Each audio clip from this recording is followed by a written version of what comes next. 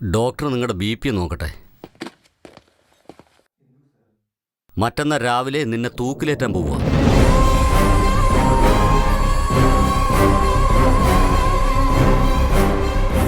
അവസാനത്തെ ആഗ്രഹം വല്ലതും ഉണ്ടോ?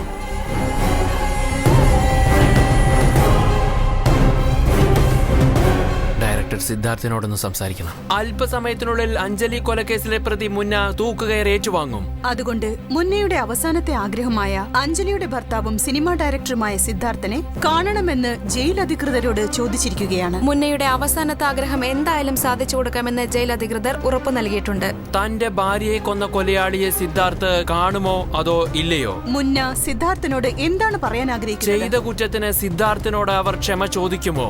അദ്ദേഹം സിദ്ധാർത്ഥനെ കാണാനുള്ള കാരണം അറിയാനായി ജനങ്ങൾ ആകാംക്ഷയോടെ കാത്തിരിക്കുകയാണ്. സാറേ, എന്റെ മോന്റെ ജീവൻ രക്ഷിക്കാൻ വേണ്ടി സാറിന്റെ ജീവൻ പണയപ്പെടുത്തിയല്ലോ. ഞാൻ ഈ സാഹചര്യത്തിൽ ചോദിക്കരുത്, എന്നാലും ഞാനൊരു അമ്മയല്ലേ, ചോദിക്കാതിരിക്കാൻ കഴിയുന്നില്ല സാറേ. എന്റെ മോനെ രക്ഷിക്കാൻ മറ്റൊരു വഴിയില്ലേ സാറേ?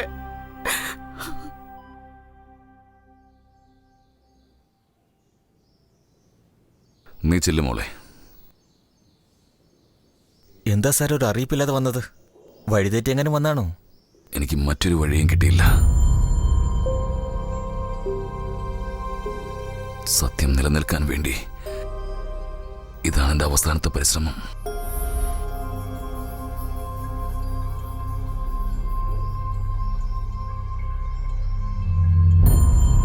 നിന്നെക്കുറിച്ച് എല്ലാ കാര്യങ്ങളും ഞാൻ അറിഞ്ഞു. ഒരുപാട് കുടുംബങ്ങൾക്ക് ജീവിതം കൊടുത്തവനാ നീ. യഥാർത്ഥത്തിൽ നീയല്ല കുറ്റവാളി.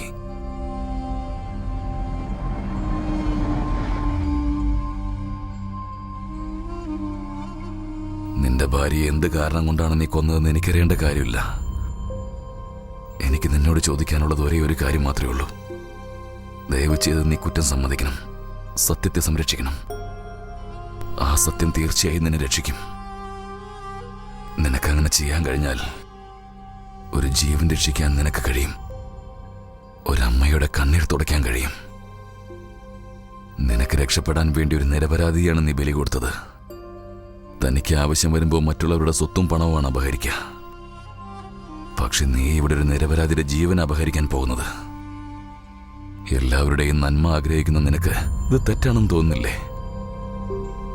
അതാ ഞാൻ പറഞ്ഞത്, നീ കുറ്റമേറ്റു പറഞ്ഞ് അവനെ രക്ഷിക്കേ. നിനക്ക് ശിക്ഷയിൽ ഇളവ് കിട്ടാൻ സാധ്യതയുണ്ട്. നീ എന്നെ ചതിച്ചതുകൊണ്ട് മാത്രമല്ല ഞാൻ ഇത്രയും പറഞ്ഞത്. ഒരു നിരപരാധിയെ രക്ഷിക്കാൻ വേണ്ടിയാണ് ഞാൻ അന്ന് അങ്ങനെയൊക്കെ ചെയ്തത്. നിന്നെ വേദനിപ്പിച്ചിട്ടുണ്ടെങ്കിൽ ഐ ആം സോറി.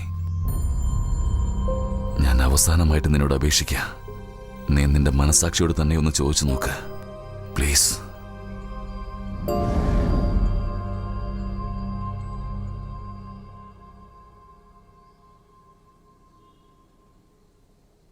സിംഹത്തിനെ പോലും വെല്ലുവിളിക്കുന്ന നിങ്ങള് ഇത്ര പെട്ടെന്ന് സറണ്ടർ ആവുമെന്ന് ഞാൻ വിചാരിച്ചില്ല സാർ.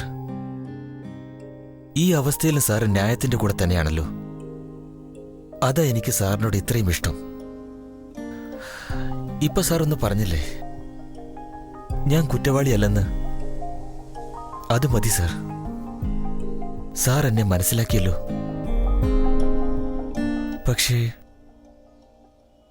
അന്ന് അഞ്ജലി എന്നെ മനസ്സിലാക്കാതെ പോയി സറണ്ടർ ആവാൻ പറഞ്ഞു. സറണ്ടറോ? എന്തിന്?